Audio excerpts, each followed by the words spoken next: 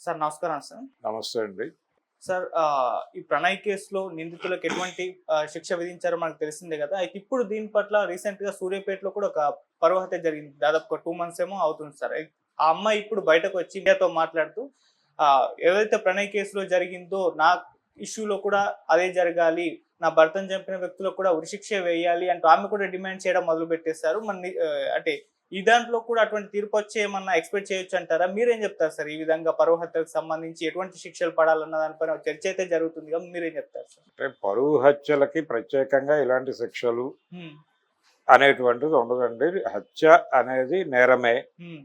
దానికి సంబంధించి 302 అనేటువంటి ఒక సెక్షన్ ఉంది. ఓకే. దాని కింద ఉరిశిక్ష మేజర్‌గా అంటే సీరియస్ క్రైమ్ సీరియస్ క్రైమ్ అంటే ఇక్కడ ఒక విషయం జడ్జిమెంట్లో చాలా స్పష్టంగా చెప్పేది ఏంటంటే హ్మ్.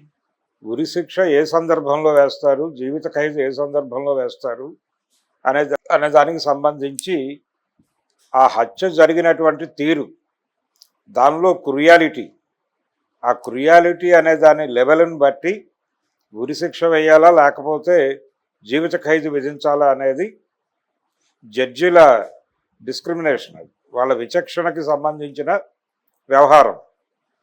అందుకని అయితే దీనికి సంబంధించి కూడా రకరకాల గొడవలు ఉన్నాయి.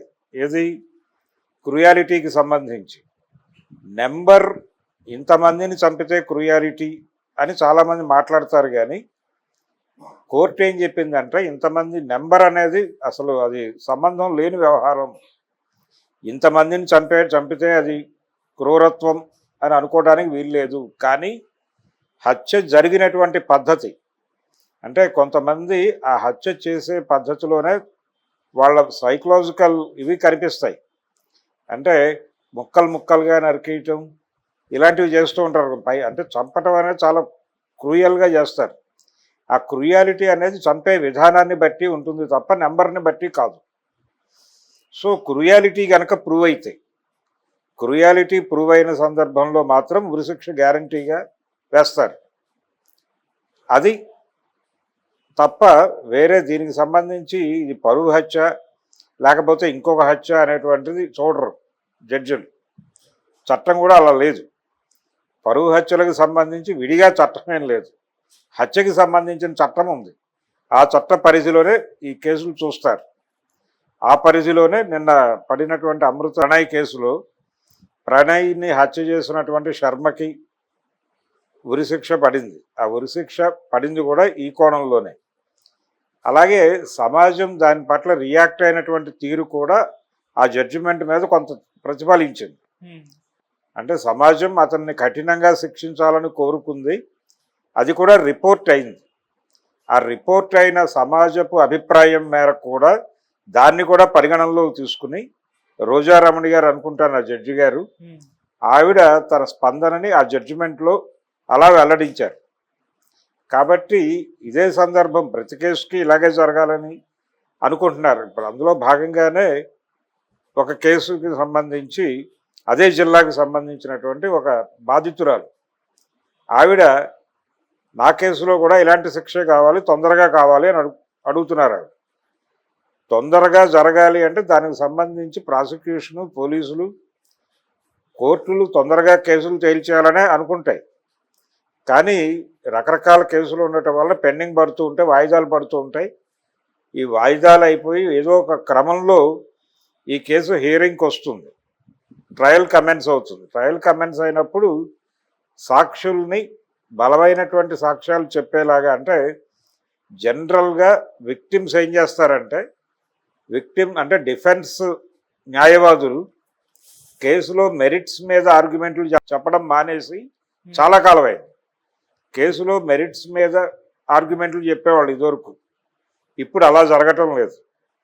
సాక్షుల్ని మేనేజ్ చేసి సాక్షులకి శిక్షణ ఇచ్చి ఏం చెప్పాలో అది చెప్పించి దానికి సంబంధించి వాళ్ళకి ఏదో కొన్ని ప్రయోజనాలు నెరవేర్చి వాళ్ళకి డబ్బులు ఇచ్చో మరొకటి ఇచ్చో లొంగ తీసుకుని వాళ్ళతో తమకు అనుకూలంగా సాక్ష్యాలు చెప్పించడం ద్వారా కేసు గెలవాలి అనేటువంటి ప్రయత్నాలు ఎక్కువైపోతున్నాయి ఈ మధ్య కాలంలో. అలాంటివి జరగకుండా సాక్ష్యాలని బలంగా నిలబెట్టగలిగితే కోర్టులో శిక్ష పడుతుంది.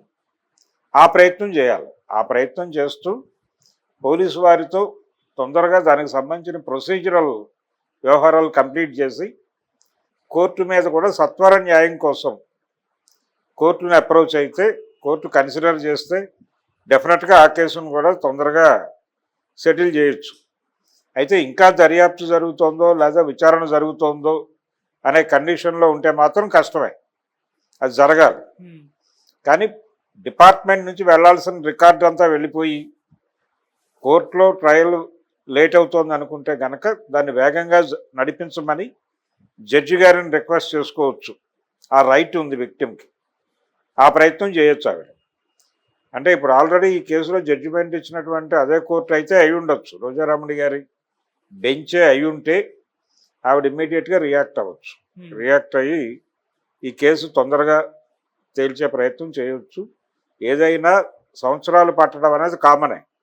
ఓకే, చాలా కేసులు కనీసం అంటే ఎప్పుడు 80 దశకంలో పెట్టిన కేసులు 90 దశకంలో తేలినటువంటి సందర్భం కనీసం 10 ఏళ్ళు పట్టింది. ఇప్పుడు జగన్మోహన్ రెడ్డి గారి మీద ఉన్న కేసులు ఎంతకాలం అయింది పెట్టి, ఇప్పటికి అతిగతి లేదు కదా దేనికి. ఇలా ఇది వాంటెడ్గా డ్రాగ్ చేస్తున్నారో లేకపోతే దర్యాప్తుకు సంబంధించిన ప్రొసీజరల్ ల్యాప్సెస్ ఉండి డ్రాగ్ అవుతున్నాయి అనేది వేరే గొడవ. అయితే కోర్టులో తొందరగా న్యాయం కావాలి అని అడుగుతూ ఒక ప్రయత్నం అయితే చేయవచ్చు. కానీ తొందరగా జరిగిపోవాలంటే జరిగిపోదు. కోర్టులో ఒక ప్రయారిటీ లిస్ట్ ఉంటుంది. ఆ ప్రకారం దీనికి ఒక ట్రయల్ జరపాలి అని కోర్టు అనుకున్నప్పుడు ట్రయల్ డేట్స్ అనౌన్స్ చేస్తుంది. ఆ రోజున సాక్షులు చేతులు ఎత్తేయకుండా చూసుకోగలిగితే శిక్షలు పడినట్టే. ఆ ప్రయత్నం చేసుకోవాలి, సాక్షుల్ని ప్రొటెక్ట్ చేసుకోవాలి. సాక్షుల్ని ప్రొటెక్ట్ చేసుకుని వాళ్ళు ఇంతకుముందు ఏదైతే మాట్లాడారో స్టేట్మెంట్లు రికార్డ్ అయ్యి ఉంటాయి. ఆ రికార్డ్ అయినటువంటి స్టేట్మెంట్ల మేరకు వాళ్ళు నిలబడితే సరిపోతుంది. చాలా కేసుల్లో ఏం చేస్తారంటే, మేము ఆ రోజున పోలీసులు ఇలా చెప్పించారంటే అది కాదు, జరిగింది వేరని ఇంకో స్టోరీ చెప్తారండి. వాళ్ళు ఫైనల్గా ట్రయల్లో సాక్షులు చెప్పిందే ఫైనల్, దాన్నే జడ్జి గారి పరిగణనలో తీసుకుంటారు. అప్పుడే ఆర్గ్యుమెంట్స్ జరుగుతాయి. ఆ ఆర్గ్యుమెంట్స్లో సాక్షులు కనుక బలంగా వాళ్ళు చెప్పిన ఆర్గ్యుమెంట్కి నిలబడితే కేసు పోయే ప్రమాదం కూడా ఉంది. అందుకని సాక్షుల్ని నిలబెట్టుకోవడం మీద కేంద్రీకరిస్తే ఆవిడ అనుకున్న జడ్జిమెంట్ వస్తుంది. ఓకే సార్, ఆ ప్రయత్నం చేసుకోవడం మంచిది. అయితే ఆవిడ ఒక ఆకాంక్షగా బాగుంది జడ్జిమెంటు. అమృత ప్రణయ్ కేసులో మంచి జడ్జిమెంటే వచ్చింది, అలాంటి జడ్జిమెంటే నా కేసులో కూడా సత్వరం రావాలి అని అంది ఆవిడ. ఆ సత్వరం రావడానికి సంబంధించి ఆవిడ ప్రయత్నం ఆవిడ చేయాలి.